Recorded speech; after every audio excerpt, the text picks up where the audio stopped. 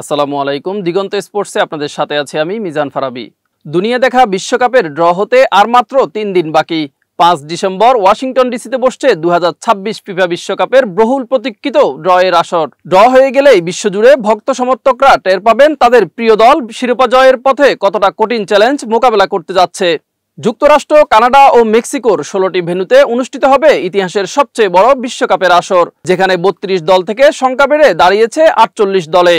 আর 46 match থেকে লাফিয়ে হয়েছে 104 ম্যাচ। 6টি দল এখনো নির্ধারিত না হলেও UEFA play of O আন্তঃকনফেডারেশন play of মিলিয়ে তারাও শিগগির যোগ দেবে এই মহারণে। ফেভারিটদের লড়াই অবশ্য নিশ্চিত হয়ে গেছে অনেক আগেই। 1962 সালের পর প্রথমবার টানা দ্বিতীয় বিশ্বকাপ জয়ের মিশনে আর্জেন্টিনাকে নিয়ে আছেন বিশ্বকাপ জয়ী লিওনেল মেসি। আর্জেন্টিনাকে নিয়ে আবারও ইতিহাস গড়ার লক্ষ্য তার সামনে আছে শক্ত প্রতিদ্বন্দ্বী 2022 সালের রানার্স আপ ফ্রান্স এবং বর্তমান ইউরো চ্যাম্পিয়ন স্পেন। শিরোপার লড়াইয়ে পিছু হটতে নারাজ ইংল্যান্ড ও ব্রাজিল, যাদের ভরসা হয়ে আছেন থমাস টুকেল ও কার্লো আনচেলত্তি।